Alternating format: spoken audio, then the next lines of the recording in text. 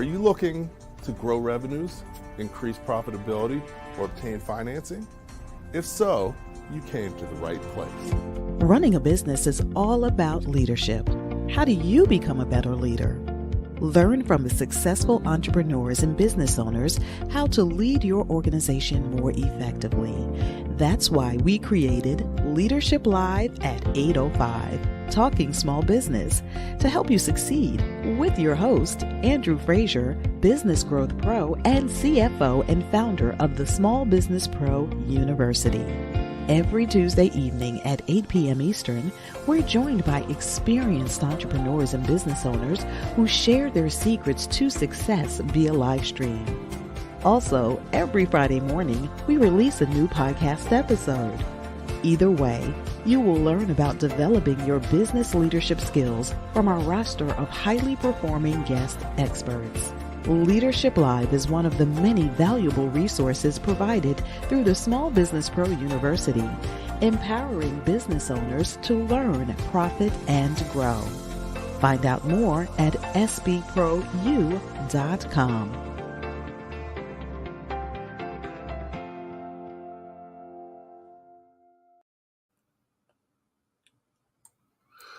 Good evening. Welcome back to Leadership Live at 8:05. I'm your host, Andrew Frazier, and excited to be back once again talking small business, my favorite topic. So each week, love to really chat with someone who has a different area of expertise. You know, they're small business owners, they're small business thought leaders, and really just bringing a perspective and valuable information that can help you to become a better leader. At the end of the day, your success in business is going to be based on your leadership. So this is key information, and we appreciate everybody tuning in and look forward to being part of their success with their entrepreneur and business journey. So as you know, feel free to type in the chat, ask questions. You know, definitely want to make it as interactive as possible. You know, I have a great guest this evening, and we're going to be talking about merchandising secrets. And although we've been doing the live stream for 2.5 years, every week, we've never had an episode focused on merchandising, even though merchandising is so important. So I'm excited to have our guest this evening. Guest is Tanel Edwards, and we're going to talk about merchandising secrets. She's the founder of Beauty in the City, but she's had many other businesses as well. She's an accomplished author and writer. She is an accomplished musician and actually has songs and other things out that are available too. So I look forward to chatting with her. Definitely welcome everybody. Hey, Don, what's going on? Darlene, thanks for tuning in again. And this is Christine. Good to have you with us again, and definitely excited about the upcoming show. So without any further ado, let me invite Tanel on. Hey, Tanel, how are you doing this evening? Hi, Andrew. How are you? I'm pretty good. How are you doing? Excellent, excellent. Thanks for taking the time out of your busy schedule to chat this evening and share some of your experience and expertise. I'm really excited to be on the call today. I know when you presented the opportunity to me and we talked about merchandising, it's something I'm really passionate about. You know, Beauty in the City, just to give a little background, is been in business for about a year now. And so as a beauty startup, when you look at beauty, the startup phase is usually 2 to 3 years. It has a lot to do with finding momentum with your products, finding your hero product, and acquiring the customer. You know, when you look at beauty as a business, acquiring the customer is very expensive. And so if you're in retail, it's a different way that you look at the costs, right? Because there are costs associated with being in retail. And then if you're in e-commerce, it's the costs related to your ads and other things like that. And so we're really in the process of still acquiring new customers, still looking at our product mix. That has a lot to do with merchandising too, because you have to have a match for what's going to retail and a match for what's going to customers. And then also the product mixes with the branding, right? You may have high-end products, and that may be a little bit of a different packaging than what you have for your mid-tier product line.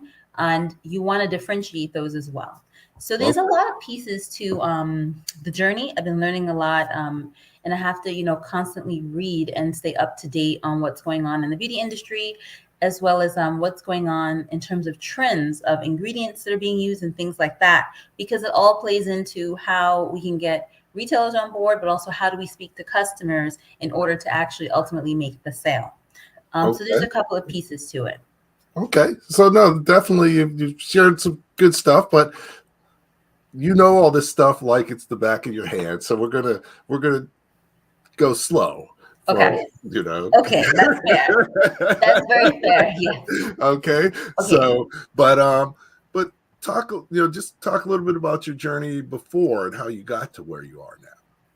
Okay, so I started out as an entrepreneur, really getting my start writing books, and I wrote a children's book series, the first green African-American children's book series in the States, called Jordan Justine's Weekend Adventures. I toured 25 Barnes and Nobles. I toured libraries, dozens of libraries. We did dozens of children's museums here in New York City. We've done the Children's Museum in Manhattan, Children's Museum of Brooklyn. I've done several other museums in Manhattan in the city. I've done quite a few things in New Jersey as well. So there's a lot of things I did with that book. In terms of merchandising for that book, I feel like that's where I touched ground with merchandising. It has to do with the look and feel of the product. Then when you speak to the people at Barnes and Nobles, sometimes they want specific things that have to be in the product. Sometimes they're going to put stickers on it, right? Sometimes they want to know if there's certain things you can print on it. And some of those answers would end up being no, because, at that time I had a distribution deal, but I'm not a large publishing company, right? We weren't a large publishing company. But when we looked at, once the book gets in the store, right? So you want to get into the store. Once the book gets into the store, how are you going to sell? Part of the merchandising piece is asking the bookstore owners, well, where are you going to put the book, right? Are you going to put it on a side shelf? Are you going to put it on a table in the front? How long are you going to give it that positioning? Do you have any signings where I can come in and that way I get positioning at the front with a sign that the author is going to be there? Do you want me to come in advance and sign copies? Because then they can present that and put a sign up in store. So a lot of in-store displays to highlight your product and also anything special about the product.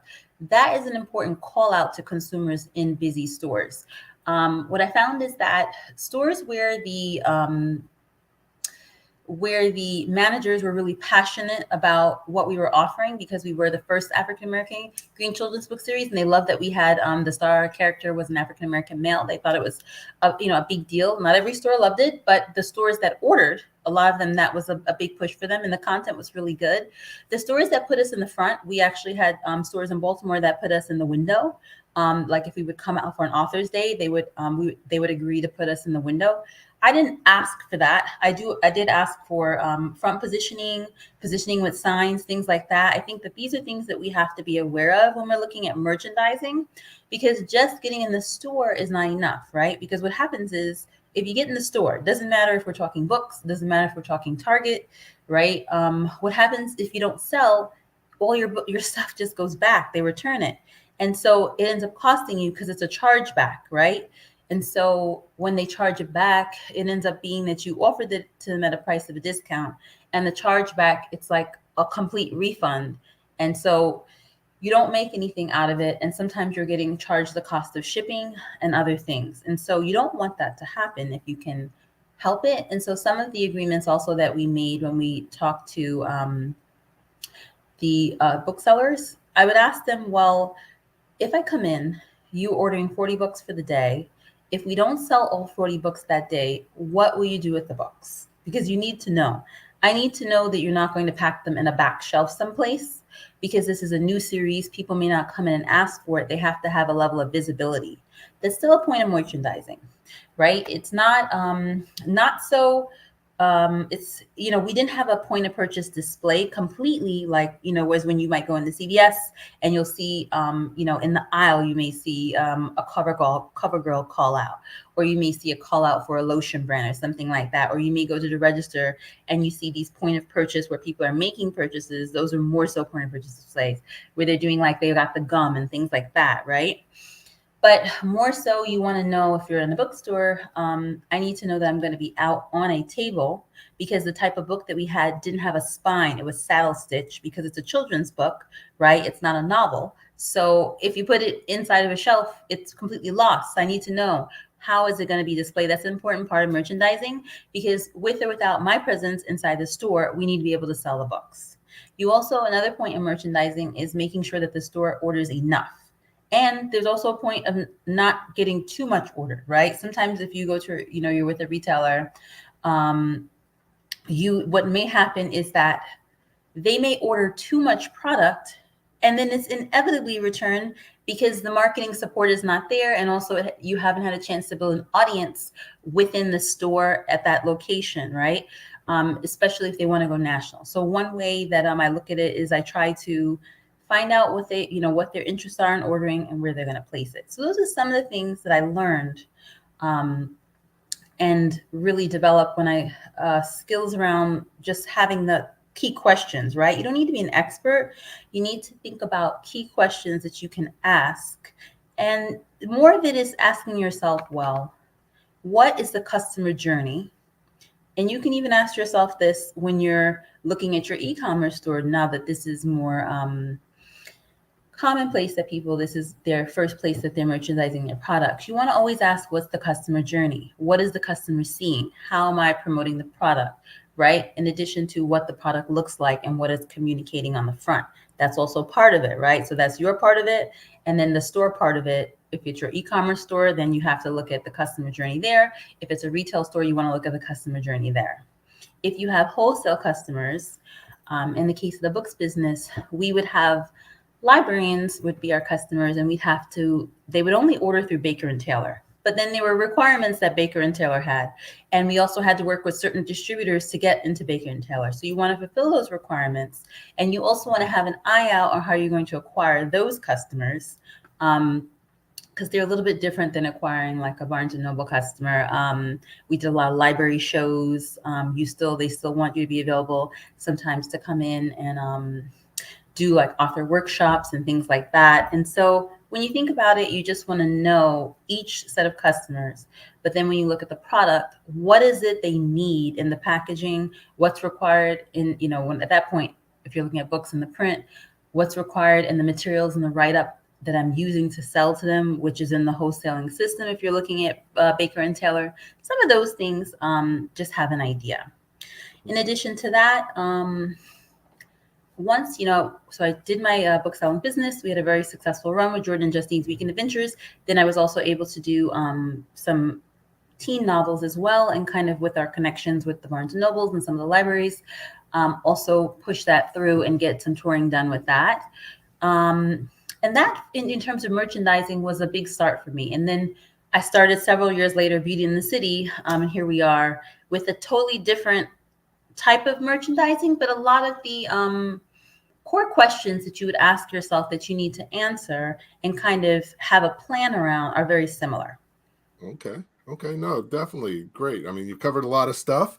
So we're going to unpack some of that. Okay. To really make sure we focus on key things that people need to understand, and also give people a chance to ask some questions. That sounds perfect. But no, this is going to be a real exciting show. So definitely this is great start.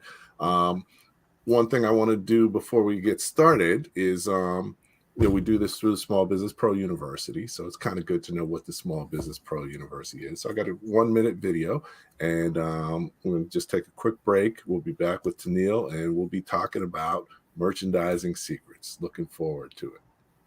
Do you own your business, or does it own you? Is your business growing, and are you making enough money? As a business owner, there are so many things you need to know to become more successful. Hello, my name is Andrew Frazier, the Business Growth Pro and CFO. I created the Small Business Pro University for you. Small Business Pro University has self-paced, dynamic, multimedia learning experiences created by more than 20 instructors who are business owners just like you. Small Business Pro University will empower you to become a masterpreneur by learning the secrets to creating a successful enterprise, to go from working in your business to working on your business. Take take advantage of our strategic coaching program, or just simply choose the courses that you need. At www.sbprou.com, we will empower you to thrive and not just survive, and make more money in any business environment. All right, welcome back. I'm here with Tennille Edwards, talking small business. She's sharing merchandising secrets. Merchandising is critical if you have a product-based business, especially. And it's a lot more than just having a product and having it for sale somewhere. So there's a lot of detail and other things that can go into it. And each product, each situation, each distribution channel may have different key things that you need to set up in terms of merchandising, but also there's an overriding methodology that can help you decide how you may want to merchandise from a strategic level. So Tennille, we're going to be talking about merchandising, but it's always good to define what things are before we go into it too far, just so everybody's on the same page. So you want to just give a quick definition of what merchandising means to you, so we can just start from there. To me, merchandising is really looking at everything related to the product in the store, from when it gets into the store until when it leaves with the consumer's hands. That looks at the branding of the product, right? People have to know it's your brand. Is it identifiable? Do they know what the product is? Is that printed on the label? And then the labeling of the product, the packaging of the product, all these things relate to merchandising. And then additionally, the promotions that go on in the store, placement of where the product is, right? What shelf is it on? Where is it at in the store? Is it in the right section at the store, right? And then additionally, any promotions that you can offer, whether it's offering something free with the product or something, that's an add-on that people can get, whether it's a download or a, sometimes there's a little free product that you'll see connected to a package, right? Or are these the promotions that come with the store, right? And they charge you for these, to be honest, let's be frank, right? If you're in these stores and you're going to join their cooperative marketing, there is a cost, but it's part of merchandising, because you have to understand how basically are you going to move the product. Once it's in this distribution channel, how are you going to be able to move it? And I think that merchandising really looks at all of the promotion that goes on with that product. And I do think it has a lot to do with the packaging as well.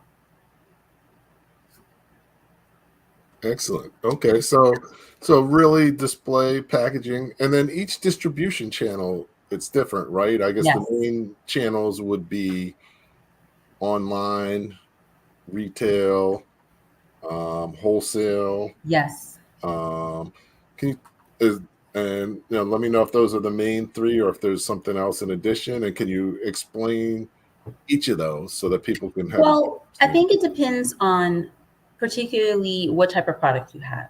For example, for us, we have beauty products. So a couple of weeks ago, I was on the phone with Home Shopping Network.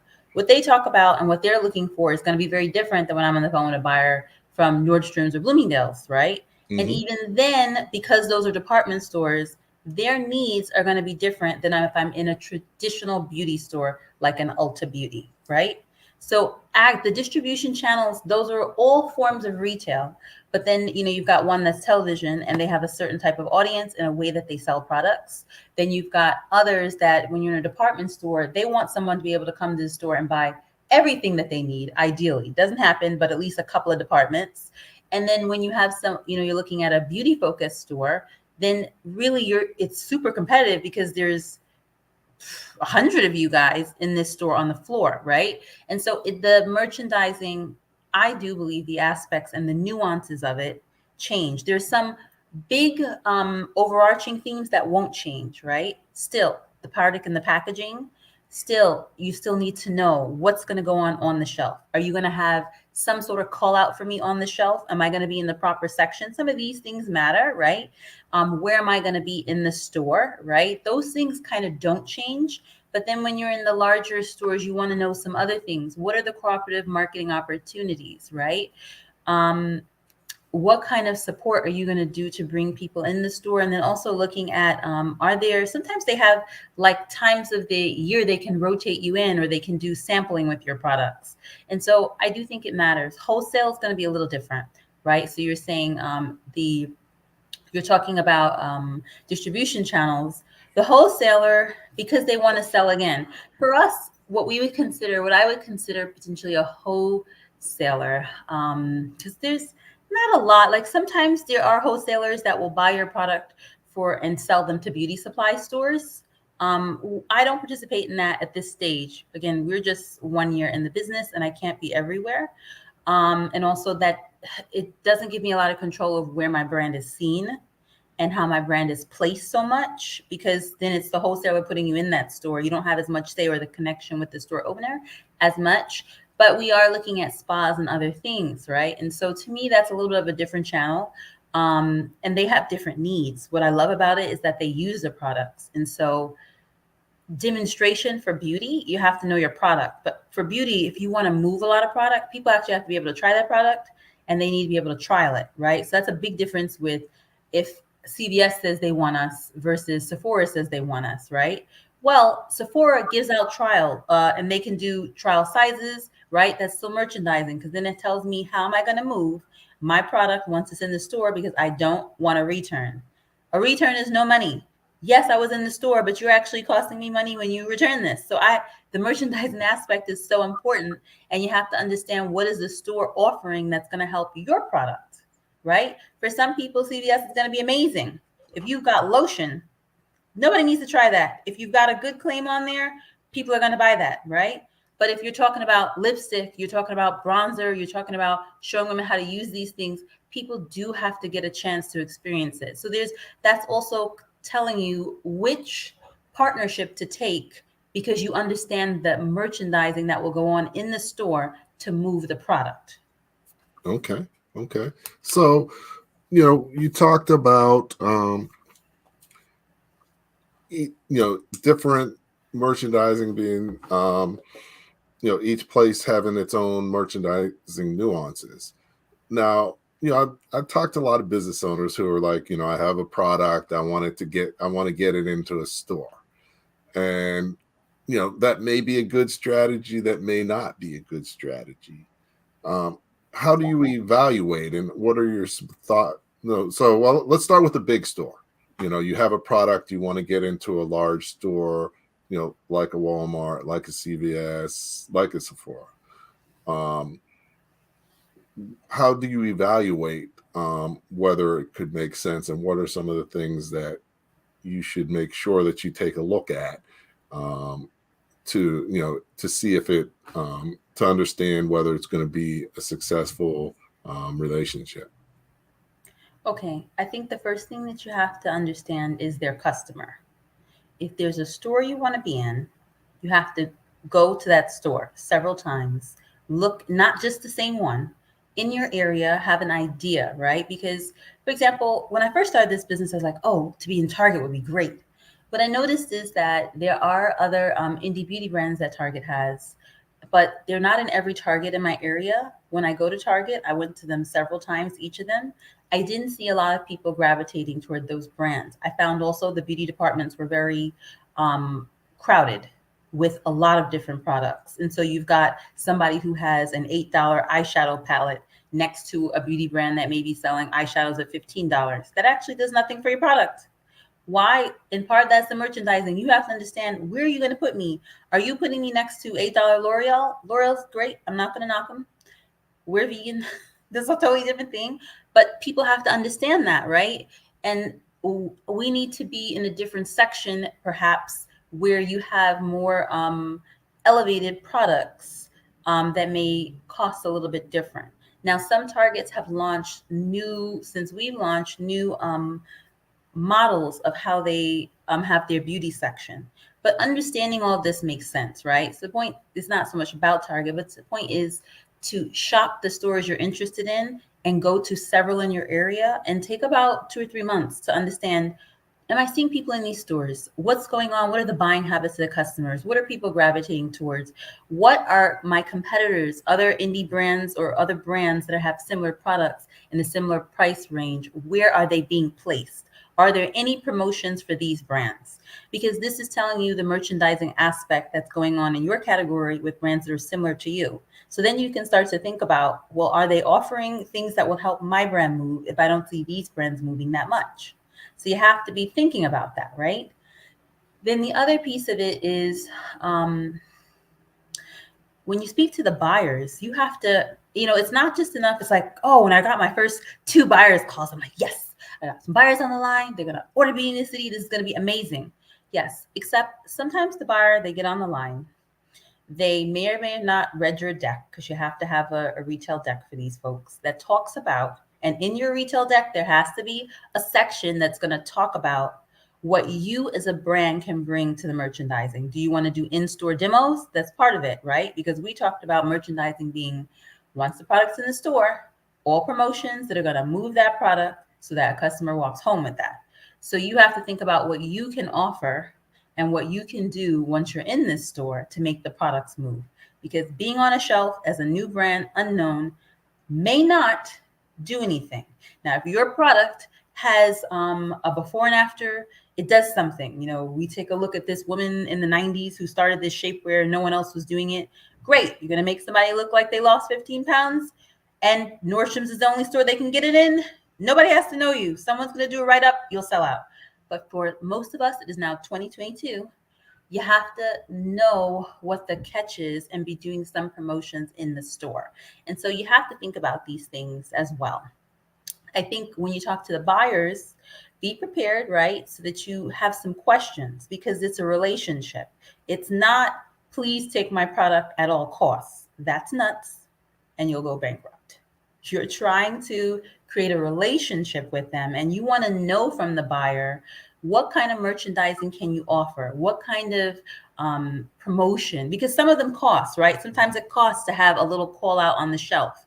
It's definitely going to cost if everybody you see in the flyer, whatever, if you're at Targets or wherever they're giving out a flyer, an e-flyer, that costs, right? And sometimes they charge it by the quarter, and you want to know these things. Another thing, I don't know if it goes on in every sector, but infamous since the pandemic, a lot of beauty buyers, they want people to be online. Even when I was on the call with HSN, they had their buyer on for their show, but they also had their buyer on for the online, because to them, they're looking at omni-channel.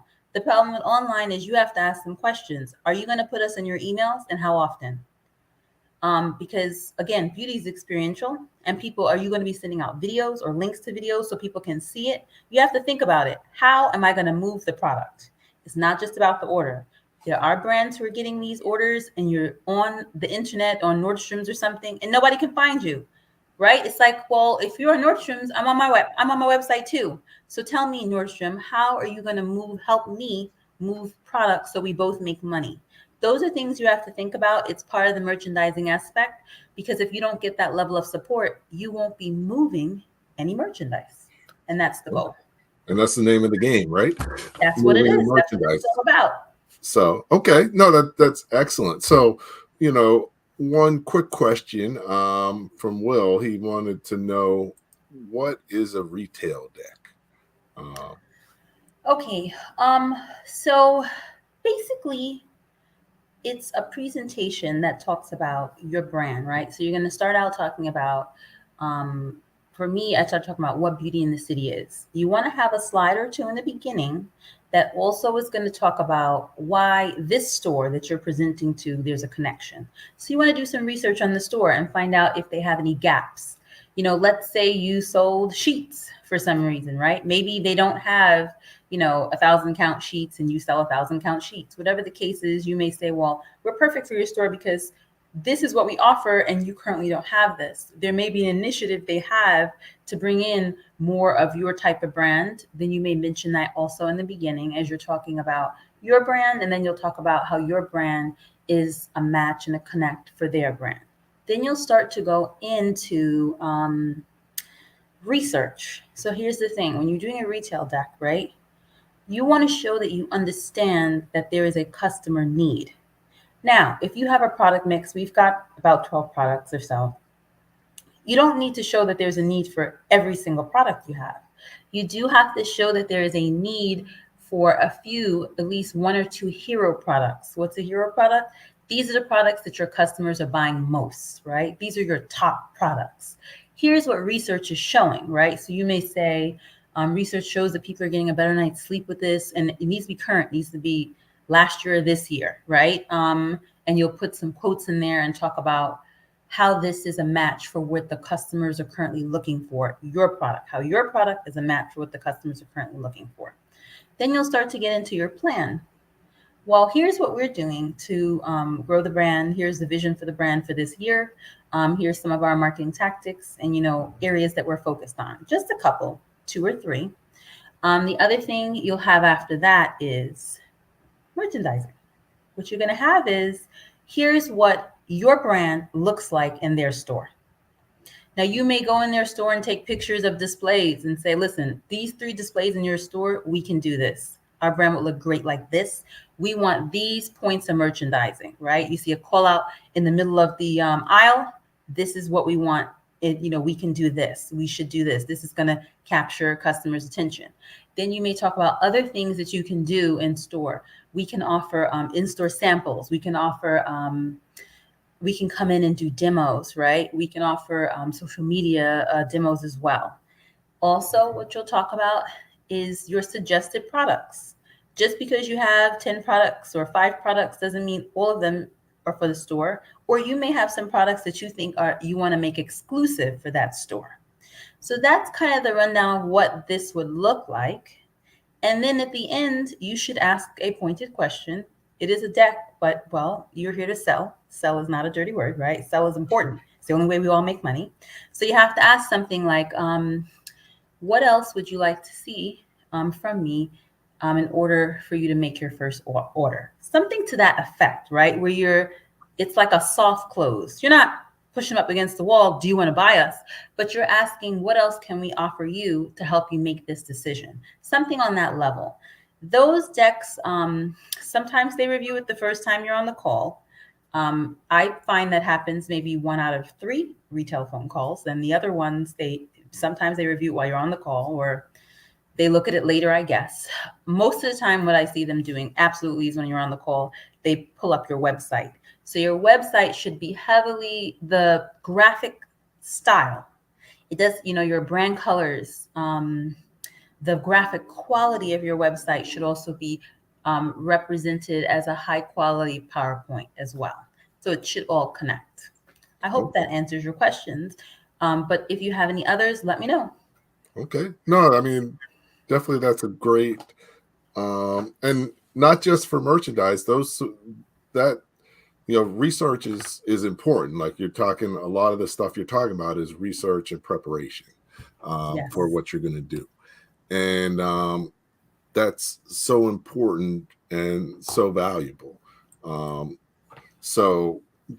even in that deck, having the deck is great, but making the deck can even be more valuable to you than having the deck, because you really figured out the answers to the key things, and then you can talk to it easily, as opposed to not having done that preparation. So no, this is going great.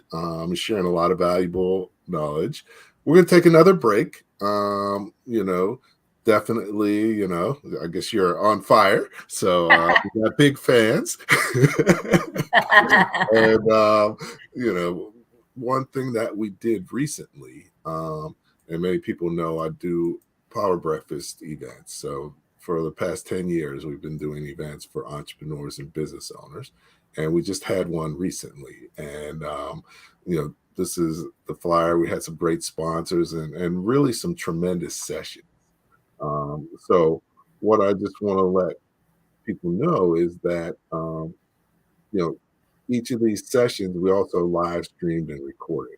So there's an opportunity to check them out, even if you weren't there to participate. And, we had Sean Reyes who talked about personal branding. We had Darrell Gunther, who led a panel on business development and for market leadership. We had Angela Durham talk about epic leadership.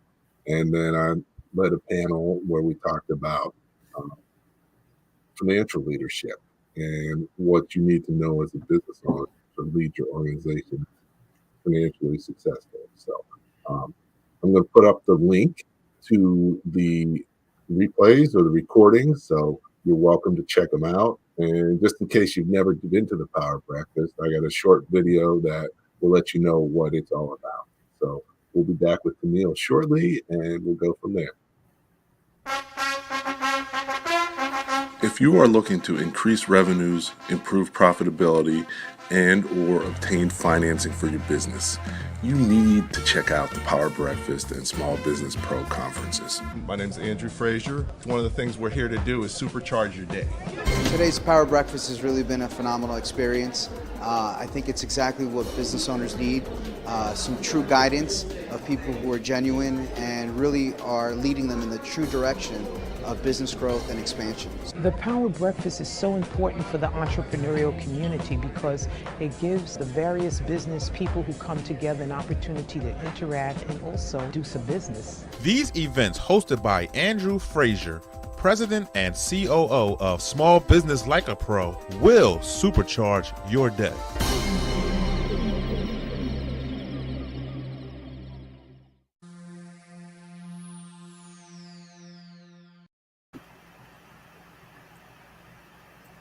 Okay, welcome back.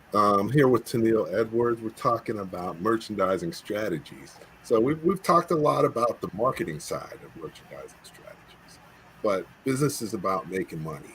And, you know, there's some key things financially that you got to understand if you're going to merchandise in terms of, one, what's the cost structure for you? What type of pricing do you have to have, and how does it translate into the retail price? Because it sort of goes backwards from there, I believe. And, so definitely that. And then also you talked about a lot of things that you have to do that cost extra. So, how do you make sure you're making a profit, and how do you plan for that? So what are some of the tricks and things to make sure you take into account? I think those are really poignant questions that are very helpful and valid, Andrew. So thank you for that. What I feel that is really key when you're looking at what is it going to cost you, and this is whether you're doing your own site, and you can have both, right? I mean, at this point, looking at the economy, so many businesses are, looking at omni-channel, right? Which is multiple channels. So your e-commerce site is really important, as well as if you're moving into stores and then wholesale, and also looking at different ways to move into stores. And that's where you can approach other small businesses that may want to rep your product. So not being a big box store, but, a little box store too. Okay, when we look at pricing, I'll start with the big and go down to the retail. Go big box, small box, your store. The big box, they're going to want at least 50%. That's a minimum. 50% off. Retail price is what they want you to charge them. Sometimes they want more. Sometimes they want 55. Sometimes they want 60. What I know is that terms for retail, I can't speak for every industry. I do know I read this with recent beauty news, is that for terms for retail has changed a little bit in the past 12 months because more people want to go omni-channel. So more beauty businesses that used to be direct to consumer, DTC, are now trying to get into retail because DTC is a little harder. Why is direct to consumer a little more challenging? Mainly thanks to the iOS update. So when it first came out, I said to myself, well, Apple is not allowing people's information. What's the big deal? Because I use an Android, right? But actually 70% of the phones are Apple, if not a little higher than that. And so the problem is that most customers, you're not able to properly target them. So the ad spend, it's very hard to, number one, get the pixels to work properly so that they know how to identify your customers without spending thousands of dollars. And so now I was speaking to a colleague of mine and we're saying, for brands are now putting in their business plan, they have to have a certain amount of money in their funding raise just for social media ads because the cost is so high to find the right customer. Brands that started a while ago, they have an advantage because their pixel already understands the customer, and what it's going to do is find the profile of their 10,000 customers they already had that came through Facebook or Instagram, and then it's going to go out and be able to replicate that, right? Do some sort of lookalike, even though lookalike is not really working that well either, to be honest. And look, a lot of big brands in retail are actually moving away from online only, and they're going omni-channel to stores. Okay, so what does this mean? It's meaning that retail is getting a little more selective about the indies they take, because they now have bigger brands that want to come into the store, bigger DTC brands that already have a customer base. And so when they become more selective, they can also push and ask for higher margins in their favor. So by asking you to give a bigger discount. Okay, now when we look at smaller, like the small stores, right? So we know retail wants at least 50%. If you look at small box, somebody who has 2 stores, somebody, you may get a chain that has 10, but even if you get one, or somebody has 1 store, 2 stores, you may offer them a discount that's around 25%. That's more standard. 30% would be nice. And how I price it is I price it based on how much they purchase, right? So you've got to purchase a certain number, a few dozen, 2 dozen, you get up to this, we step ladder it up as an incentive. The more you order, then you'll know as you grow the brand in your store, you're going to actually be making money for the products. We try to still offer them things that we can do in store, but when we look at the straight costs, you don't have to offer them as large of a discount because you're not getting some of the benefits of retail that you're getting there. When you look at your store, of course, there's no discount, but you still want to think about pricing because you will want to offer discounts to new customers, right? And so that's another big thing. So Andrew, you brought up a good point about pricing, right? So now you know your discount spaces, and you'll know big retail is 50%, 25 to 30 or 32% you're going to offer small box. Then you've got your store where you may want to offer what is your high? You have to ask yourself, what's my highest discount am I going to offer? And I'm going to offer free shipping over this amount, right? So you want some of that factored into the pricing, right? In addition to that, as we all know, materials costs have gone up astronomically. All of my manufacturers that manufacture my products have gone up this year. There's no guarantee they won't go up next year. But you can't raise prices on customers every, not 2 months, but every 6 months. I mean, I know Starbucks does it. I feel like I go in there and I'm like, oh my God, this was $6.30 and now it's $7.15 and now it's like nuts. But for those where you're looking to really establish a customer base and your newer brand, you want to be sensitive to that. You don't want to lose customers because it costs so much to acquire new customers, right? And so you want to be smart about it where you may be able to, if you say this year, my product, let's say it costs $20, right? The product may need to cost you. Now, see, beauty it's an expensive marketing push, but you have to understand how much you have to spend on marketing to acquire the customer. Even on your website, you have to ask yourself that. And then you also have to couple that with research online and find out what research is saying about the average customer acquisition costs. That has to factor in across product pricing. So then you'll know how much to charge, right? So if the product costs you $10 to manufacture and you charge $20 for the product, you're priced out. Why? If you go to retail, they want 50% discount. So you'll be at cost. So there's no way you can charge that, right? Because retail is the top margin and then all the other discounts come down. Plus you have to have in not just the margin, but you have to have a certain amount. You need to tally up your marketing budget for the year and then estimate how much you believe that you're going to sell and factor that into the cost of those units, right? And so you want to look at this as globally and understand what is it going to cost you to sell the product, to fulfill the product, right? There's a few other things on your website that count. And then also with retailers, with retail, all these things, you still have to fulfill the product. It has to be shipped at each point, right? You have to think about, well, what if I get 3% returns back, right? I mean, I don't know, that might be a miracle, but it depends on what store. I mean, Nordstrom's takes anything back. You brought this a year ago, used it to zero, and they're taking it back. It's nuts. But the point is, you want to kind of factor this in. You don't have to have that all known, but you do want to kind of have some generalizations. I think the research is going to guide you so that you understand this is the general cost to acquire a customer. Then you have to ask yourself, if your goal is to be in a retail store, you have to know the minimum they're going to ask for is 50%. That is the minimum. Many will ask for 60%. So you have to know that margin and put that into it. Then you have to know what your marketing cost is. Then you need to estimate, based on this marketing, I should be able to sell this amount, right? Within each channel. So I'm going to sell this amount online and I spent this much to market on my e-commerce. I'm going to sell this amount in store because I spent this much to send people to the store, because it's not enough just to be in the store. You should ideally be doing something to send people to the store and build your list and build awareness there. And then also to be in the store, once you start to build a relationship with a retailer and have an agreement, you have to ask them some questions about what the in-store marketing is so you can build that into your cost, right? But if you don't know that in advance, you need a cushion. You have to make some estimates, do some research. What's the average it's going to cost me to go into a retailer? What's the average cooperative marketing cost, right?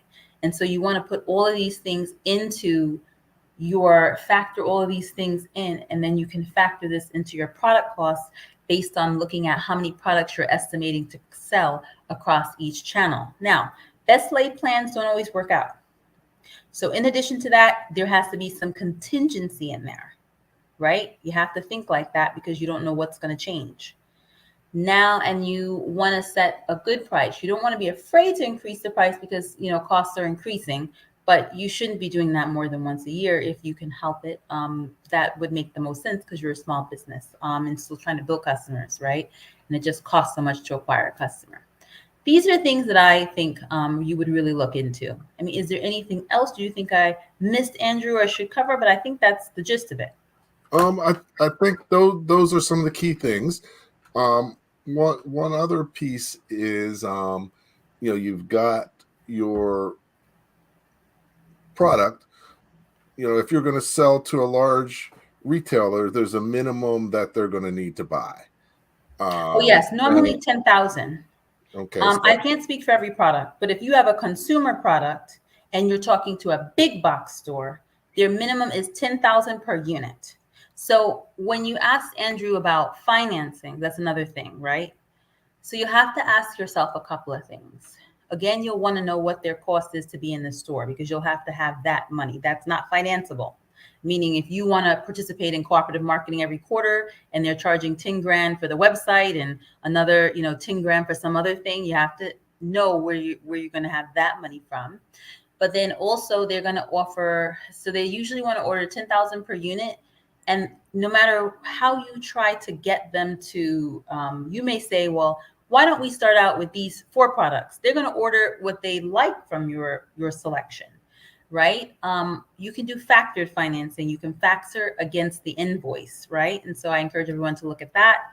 That's an opportunity. In addition to, it's really hard to get traditional loans without having the actual, you can get them, but you'll have to put something up collateral wise if you want to do that.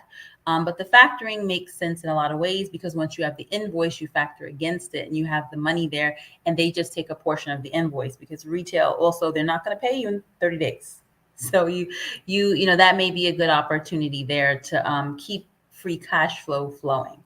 There are other ways, but I would encourage people to research to find out different ways that you can finance. There's a lot of articles out there and just ask, how do I finance my retail, my retail order, how people are financing them. And a lot of people speak about it and how they're getting creative with ways to finance once they get orders. Okay. So now, if you're financing it, you've got your order. Factoring is not inexpensive. So that also needs to be factored into your cost structure. So yes, because it eats into your profit margin. So retail already wants a 50% discount, so you're already cut down. right? From what you would make if you had this huge bulk sale in another channel. But then the other piece of it, right, is that the factoring, they're going to take a piece of the invoice immediately. So once it's paid. Mm-hmm. Right. So, and how long do they usually take? You said it's not 30 days. So what does it usually look like? It could be 90 days. Sometimes it's longer. Mm. So we're not in a big box, but according to my research, I've seen one thing. And for those of you that are out here that are in beauty, I subscribe to Beauty Independent. They have a couple of articles on this. And sometimes the retailer takes longer than that because it's not like working for a company or something where they have like a set thing. They will do it, but there's other factors involved because what they do is they make chargebacks on a lot of things. Inventory shrinkage, that's a chargeback. Oh, I don't know, you sent 10,000 units, 500 units got smashed. They don't care. They're charging it back to you. And I'm not sure the insurance covers it, but I saw several business owners complaining about that. And so there's a few other little factors in there, I think, that factor into when they tally up your total amounts that they send you, and they have certain things and they have chargeback involved as well. So it's lucrative, but the payments are slow. And I definitely think it's 90 to 120, 100% sure on that So at a minimum. That's a long time. So, one thing that, is key, and I usually talk to people, you don't want to start in a big bucks unless you have a whole bunch of money. It would seem because, there's a lot of risk. Your profitability level is limited. A lot of times as a smaller business, your cost structure is worse than your competition as well, which cuts into your profits. And so, it can be a different, and you don't have the branding or the market awareness. So, where do you recommend people start, when as a small business?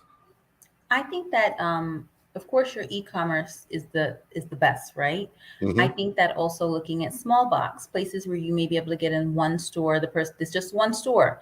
That's places that we're looking at now. There's like specialty pharmacies that are known for beauty in the city, right? We're beauty in the city, but beauty in Manhattan, which is beauty in the city, right? And so there's specialty pharmacies that are known for that in this region. And so you want to speak to them, right?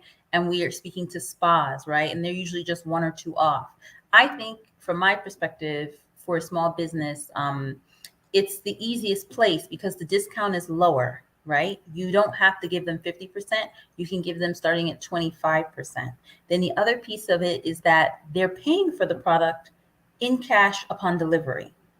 Those are the terms when you're working with them. Now, sometimes some of the smaller shops, especially post-pandemic, because their business demand has changed, some shops ask for consignment. We're not able to do that. But most of the shops, especially the spas, they understand this is a known business. They pay cash on delivery of the product. And you can still offer some opportunities for marketing, and you still want to ask those questions, right? Because you want to know how is the product going to move. I think that's the best place to start. When I look at e-commerce, again, there are some challenges acquiring a customer, but it depends. If you're in consulting business, if you're selling high-end products, right? High-end beauty is moving. Consulting business, depending on how much you charge, there's an opportunity because you can absorb some of the advertising costs and you don't need as many customers, right? You're not trying to move 500 units. You're trying to get 4 people, right? You have to kind of know your numbers.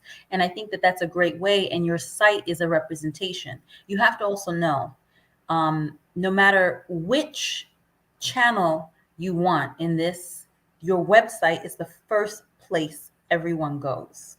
People should be able to learn how to use your product there. They need to know what it is. It must be current. Everything that you're selling that's current, anything that's new, anything that you would want to talk about on a call with someone or in person for a product presentation should be on the site, easily found, if not available somewhere on that homepage. Okay. Excellent. So a quick question from the audience. Lorraine asked about, how is it different as a Black-owned business? Is it better or worse? Oh my. I really try to have a very open perspective.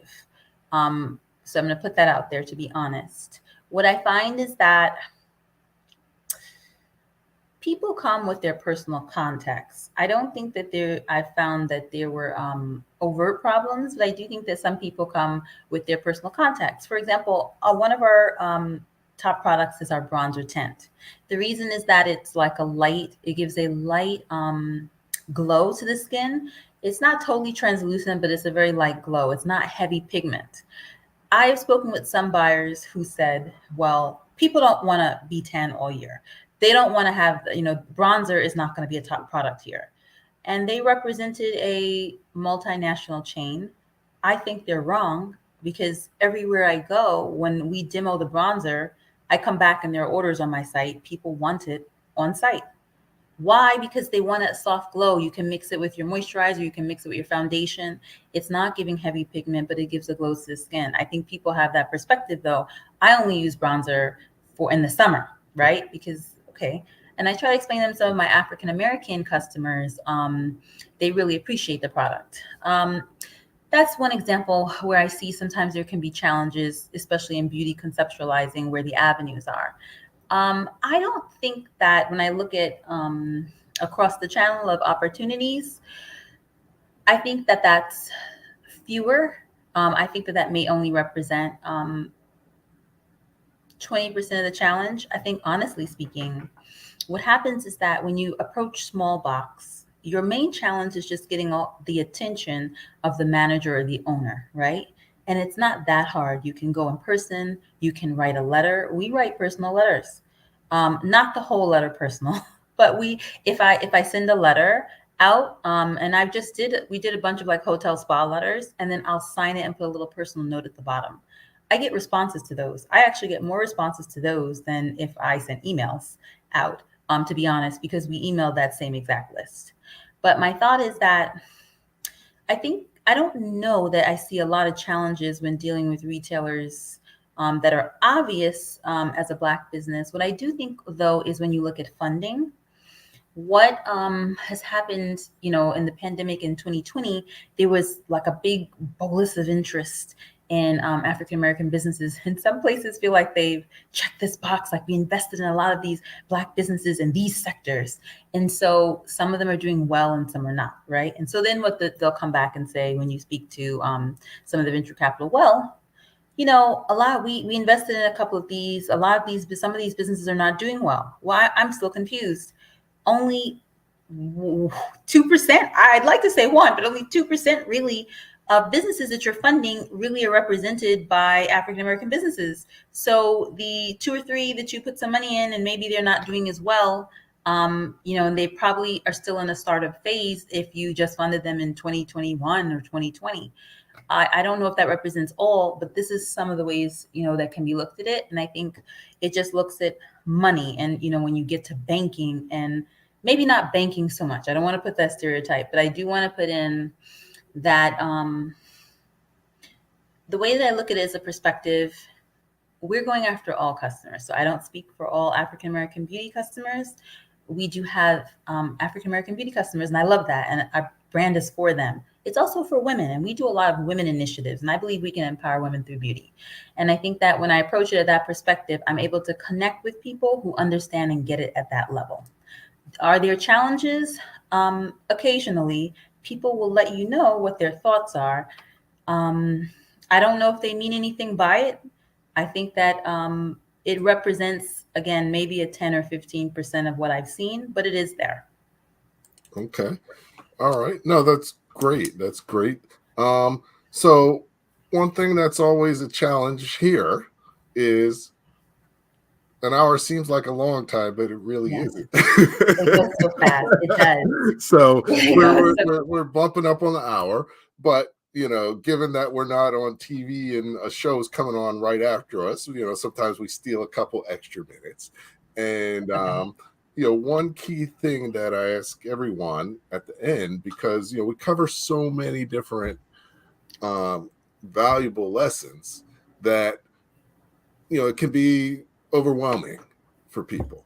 So if you could think about, if you're going to take away anything from what we said, what are the 3 key things that you should take away that you can put to work immediately to improve and benefit your business? So take a minute. I'm gonna just take a quick minute and share a little bit, and then we'll come back to you, and we'll let you share, 3 things that you want people to take away so that they can use what you shared tomorrow to help their business. Okay. Cool. Okay. Yes. Excellent. So while Tanel's doing that, I just want to also just let people know, you may be familiar, you may not, but I have written 3 books, and something you may want to consider. Definitely knowledge is key, and the gift of knowledge could be helpful. So, even if it's not for you, if there's someone that's in business or going into business, definitely something to consider. It took me 5 years to write my first book, and I've worked with over 1,000 business owners one-on-one. So just wanted to share a lot of valuable insights. And just a quick overview. We'll take a 1-minute video, and I'll put a link in the chat. So if that's something of interest, feel free to click the link, and we'll be back with Tanel shortly. My first book is Running Your Small Business Like a Pro. And really, that took me 5 years to write. It was, your first book, as you know, is the hardest one. Right, exactly. Let me take a... But it really took the work of working with 500 plus business owners. So 500, wow, that's great. Looked at the patterns that I've seen and really broke down the things that they needed to know in terms of, how did they get where they are now? What's their most important job as a business owner? What is their greatest fear? And then, is it your employees, or are you crazy? Because, definitely managing people is a challenge for small businesses, and just, important things about financing and retirement, all those things that you need to know as a business owner, but where would you have learned them? Who's teaching you that? So many business owners don't know those things.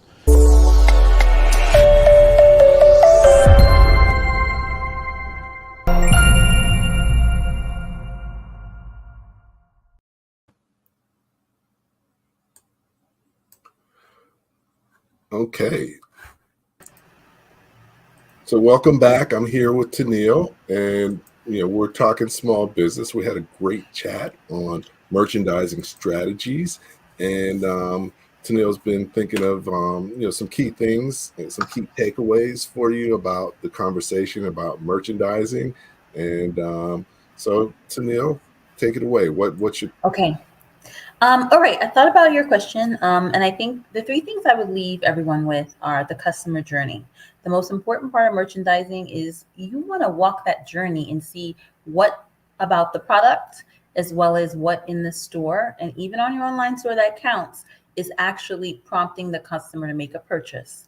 And so if it's a store, you want to get into a retail store, even your small box stores, right? Walk the store, see what customers are doing, come back on different days, see what the competition looks like, and kind of live that customer journey and see how you can incorporate your key learnings into your merchandising plan. I think the other part of it is knowing your margins, right? We talked about being prepared for the large retail presentation, the large retail percentage, as well as small box and your store and sales that you'll offer, and also being able to, in your margins, absorb minor increases in product. And then I think it increases in, if you're purchasing from manufacturers, increases in product, mainly because of increases of materials that we've been seeing so often that it's prevalent. And then the last thing is research, right? Understanding the trends in your industry, and also understanding, not just the trends of what customers are doing, but also the cost to acquire a customer, backing up everything that you're estimating into your cost and into your marketing plan, into your business plan, really, with actual research and staying on top of research. I read research 2 or 3 times a week on beauty, and I think it's invaluable, especially if you're a startup. There you have it. Okay, very powerful. So, definitely the customer journey. No matter what business you're in, that should be important. The devil's in the details. If any one That's point true. of the journey doesn't work for the customer, you lose your sale. That's true. That's very valid. So definitely that's a great thing that people should do. Your margins, because you're in business to make money, and you got to watch your margins and make sure they're what you thought they would be. Yes. Because many times they aren't, and that's not a good thing. And then finally, understand the trends of your industry. Research. Definitely knowledge and understanding is key. Business is competitive, and you really need to do your homework if you're going to be successful. Is that basically what the key things that you want people to take away and understand? Yes, absolutely. You captured everything. Okay. All right. Excellent. So definitely, we appreciate everybody's comments, everybody's questions. Tennille, thank you so much for joining me this evening. Thank you for having me, Andrew. This was amazing. It was a pleasure. I like your energy. You've obviously done some great things and learned a lot in the process. And, we'll have to, continue our conversation, because I'm sure there was so much more you could share easily that would be helpful for people. So we'll have to chat about that afterwards. But hang on a minute while I close it out, and then we'll continue to chat. So, okay. Excellent. So once again, thanks for joining us at Leadership Live at 8:05 Talking Small Business. It's been a great session. I've learned a lot, as well as I'm sure you have too. And, always looking forward to each show. So next week we have Joseph Fong. We're going to talk about hiring the right team for scaling your business. As a business owner, you should be thinking about scaling your business, which is key. It's not just selling more, but it's also selling more faster and more profitably. And so to do that, you have to have the right team. You can't continue to grow and do everything yourself. So how do you develop your team? How do you find your team members? What skills and capabilities should they have? So that's going to be what we're talking about next week.